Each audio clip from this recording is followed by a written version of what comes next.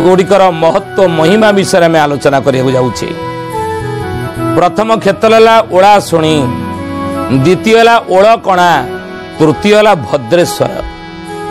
ये त्रिभुज त्रिवेणी संगम और ये क्षेत्र यार महिमा महात्म्य विषय आज आम आलोचना करने जाऊे। महापुरुष कहले बोले ओलाशुणी पर्वत रे चारि दिग भगत मिली सेठारे खेला होई बसेही ठाबरे सोजाने खेला होई बसेही ठाबरे सुजाने खेला होई बसेही ठाबरे सुजाने महापुरुष कहले बाबू रे दिने ओलाशुणी पर्वत रे चारि दिग भक्त मिली सेठारे पूर्व पश्चिम उत्तर दक्षिण चारि दिगर भक्त माने दिने ओलाशुणी पर्वत रे भेट हेबे। आपण माने मन भितर भाबुथिबे कि कली जुगरे कोन भक्त अछंते ना। यदि भक्त न थांते ताले पृथ्वी कोन थांदा, धर्म कोन थांदा, चंद्र सूर्य कोन आतजाते हेउथांते, दिन राति कोन हेउथांदा। भल लोक माने अछंती बोली धर्म अछि। चारि दिगरे भल लोक भक्त माने आसी दिने ओलाशुणी पर्वत रे एकाठी हेबे, भेट हेबे। आ खेल होइब सेइटा पर सेते बेले प्रभु जगतरनाथ जगन्नाथ महाप्रभु कर शेष अवतार कलिकी अवतार, से कलिकी अवतार खेल खेलिबे लीला सेते बेले सेठारे अनेक देखिबे। ज्ञानी गुणी मंडली ओलाशुणी पर्वतटी कोउटी आपण माने जानि रखंतु।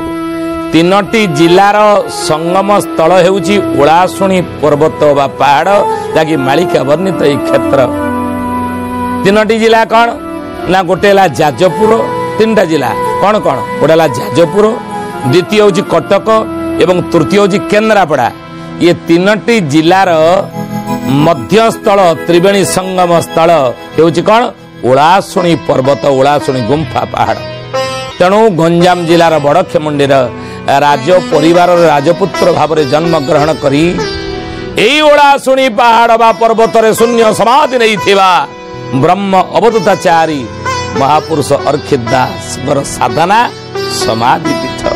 महापुरुष कहले हे बारंग दिने सेइठारे चारि दिगर भक्त माने एकाठी हेबे, भेट हेबे एवं प्रभुंकर लीला खेला सेते बेले ही आरंभ हेबो। सेठी आपण कहि पारंती सेठी साधु माने भक्त माने एकाठी हेबे। हाँ, महापुरुष लिखचनी ओलाशुणी पर्वत रे साधु सभा हेबा, ओलाशुणी पर्वत रे साधु सभा हेबा।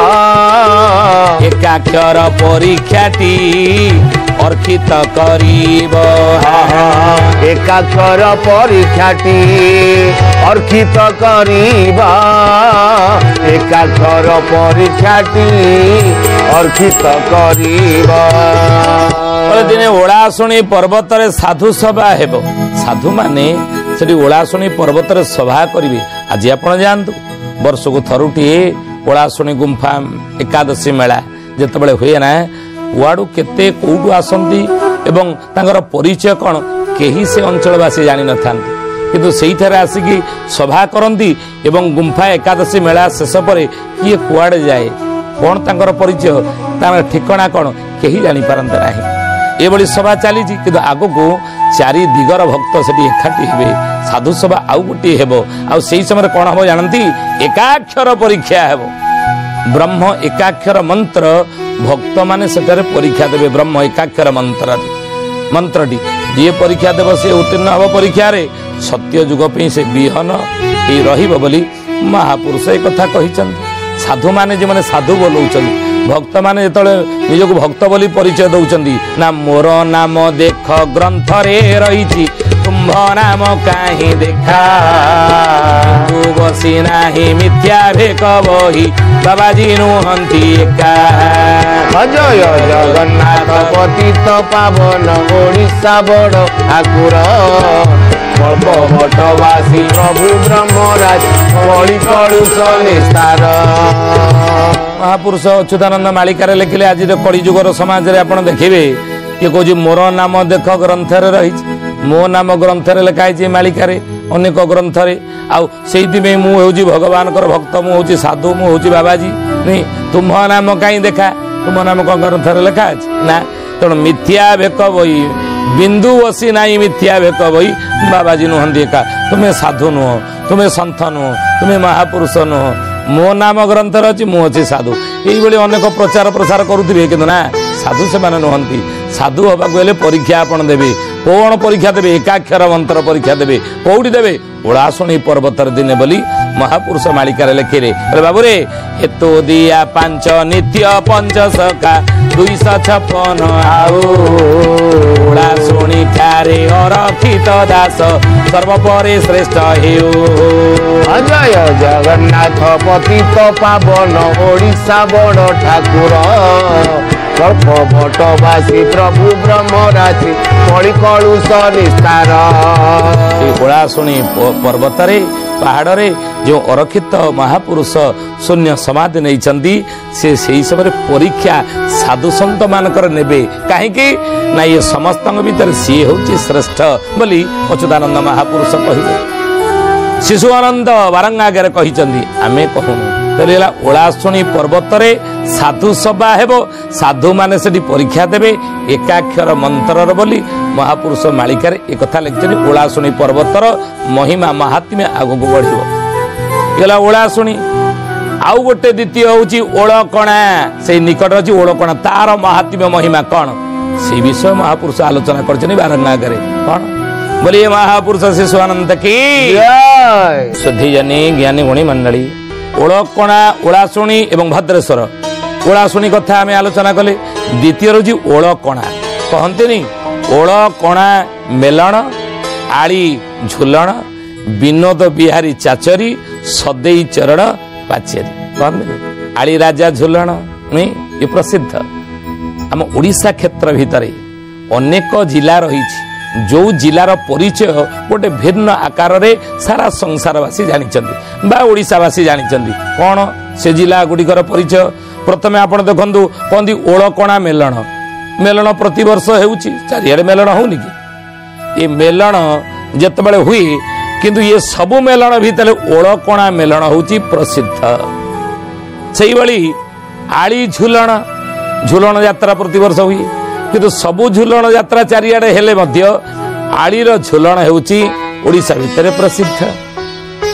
ତୃତୀୟ ରହୁଛି ଦୁର୍ଗା ପୂଜା। ଦୁର୍ଗା ପୂଜା କ'ଣ ସବୁ ଜିଲ୍ଲାରେ ହେଉନି? ବିଭିନ୍ନ ଅଞ୍ଚଳରେ ହେଉନି? ଚାରିଆଡ଼େ ହେଉଛି, ଯାଜପୁରରେ ହେଉଛି, ଭଦ୍ରକରେ ହେଉଛି, ବାଲେଶ୍ୱର ହେଉଛି, କେନ୍ଦ୍ରାପଡ଼ାରେ ହେଉଛି, ସବୁଆଡ଼େ ଦୁର୍ଗା ପୂଜା ହେଉଛି। କିନ୍ତୁ ସବୁ ଦୁର୍ଗା ପୂଜା ଭିତରେ କଟକର ଦୁର୍ଗା ପୂଜା ହେଉଛି ନିଆରା, ପ୍ରସିଦ୍ଧ। ତ ସେଇଭଳି ଗଜଲକ୍ଷ୍ମୀ ପୂଜା ସବୁ ଜିଲ୍ଲାରେ ହେଉଛି। ଗଜଲକ୍ଷ୍ମୀ ପୂଜା ଭଦ୍ରକରେ ହେଉଛି, ବାଲେଶ୍ୱର ହେଉଛି, ଯାଜପୁର ହେଉଛି, କେନ୍ଦ୍ରାପଡ଼ାରେ ହେଉଛି, ଚାରିଆଡ଼େ ହେଉଛି, ଗଞ୍ଜାମରେ ହେଉଛି, ସବୁଆଡ଼େ ହେଉଛି। କିନ୍ତୁ ଢେଙ୍କାନାଳର ଗଜଲକ୍ଷ୍ମୀ ପୂଜା ଇଏ ହେଉଛି ନିଆରା, ପ୍ରସିଦ୍ଧ। ତ ସେଇଭଳି ବିଶ୍ୱକର୍ମା ପୂଜା ପାରାଦୀପରେ କ'ଣ ହେଉନି? ଅନ୍ୟ ଜିଲ୍ଲାରେ ଜଗତସିଂହପୁର ପାରାଦୀପରେ ହେଉଛି, ଭଦ୍ରକରେ ହେଉଛି, ବାଲେଶ୍ୱର ହେଉଛି, ସବୁଆଡ଼େ ହେଉଛି ବିଶ୍ୱକର୍ମା ପୂଜା। କିନ୍ତୁ ରାଉରକେଲାର ବିଶ୍ୱକର୍ମା ପୂଜା ହେଉଛି ନିଆରା ବା ପ୍ରସିଦ୍ଧ। ସେଇଭଳି କାଳୀ ପୂଜା ସବୁଆଡ଼େ ମଧ୍ୟ ହେଉଛି, କାଳୀ ପୂଜା ସବୁଆଡ଼େ ହେଉଛି, ଯାଜପୁରରେ ହେଉଛି, କେନ୍ଦ୍ରାପଡ଼ାରେ ହେଉଛି, ବିଭିନ୍ନ ଜିଲ୍ଲାରେ ହେଲେ ମଧ୍ୟ କିନ୍ତୁ ଭଦ୍ରକର କାଳୀ ପୂଜା ଇଏ ହେଉଛି ନିଆରା, ପ୍ରସିଦ୍ଧ। ସେଇଭଳି ଭୁବନେଶ୍ୱରର ରୁକୁଣା ରଥ, ରଥ ସବୁଆଡ଼େ ଲିଙ୍ଗ ମହାପ୍ରଭୁଙ୍କର ଚାଲେ, କିନ୍ତୁ ଭୁବନେଶ୍ୱର ରୁକୁଣା ରଥ ଇଏ ହେଉଛି ନିଆରା। ଜଟଣୀର ଗଣେଶ ପୂଜା, ଚାରିଆଡ଼େ ଗଣେଶ ପୂଜା ହୁଏ, କିନ୍ତୁ ଜଟଣୀ ଗଣେଶ ପୂଜା ଏବଂ ଆପଣମାନେ ଯଦି ଯାଇଥିବେ ଆମର ତାଳଚେର, ଅନୁଗୁଳ ଗଣେଶ ପୂଜା ଇଏ ମଧ୍ୟ ନିଆରା, ଇଏ ମଧ୍ୟ ପ୍ରସିଦ୍ଧ। ସେଇଭଳି କେନ୍ଦ୍ରାପଡ଼ାର ରାମନବମୀ, ସବୁଆଡ଼େ ରାମନବମୀ ପୂଜା ହୁଏ ଚୈତ୍ର ମାସରେ, କିନ୍ତୁ କେନ୍ଦ୍ରାପଡ଼ାର ରାମନବମୀ ପୂଜା ଇଏ ହେଉଛି ନିଆରା। ବରଗଡ଼ର ଧନୁଯାତ୍ରା ଇଏ ହେଉଛି ନିଆରା। ତ ସେଇଭଳି ଘଟଗାଁର ଝାମୁଯାତ୍ରା, କେଉଁଝର ଘଟଗାଁ ଇଏ ହେଉଛି ଝାମୁଯାତ୍ରା ପାଇଁ ପ୍ରସିଦ୍ଧ ବା ନିଆରା, ମା ଘଟଗାଁ ତାରିଣୀଙ୍କର। ସେଇଭଳି ପଶ୍ଚିମ ଓଡ଼ିଶାର ନୂଆଖାଇ ସମ୍ବଲପୁର ଅଞ୍ଚଳ ଇଏ ହେଉଛି ନିଆରା। तेणु ही ज्ञानी गुणी मंडली से भली कदी ओल कणा मेलण ये मेलण हूँ निरा प्रसिद्ध आ से ओलकणार महात्म्य महिमा कौन जानते अच्युतानंद महापुरुष मालिकार लिखिले बोले ओलकणा ग्राम सिद्धंक आश्रम नवजन भगत छंती नवजन भगत छंती हे सुजाने नवजन भगत छंती ओंकार परीक्षा सेठा बरे हेब तोते कहिली मो बाछी सुण सुजने गुणी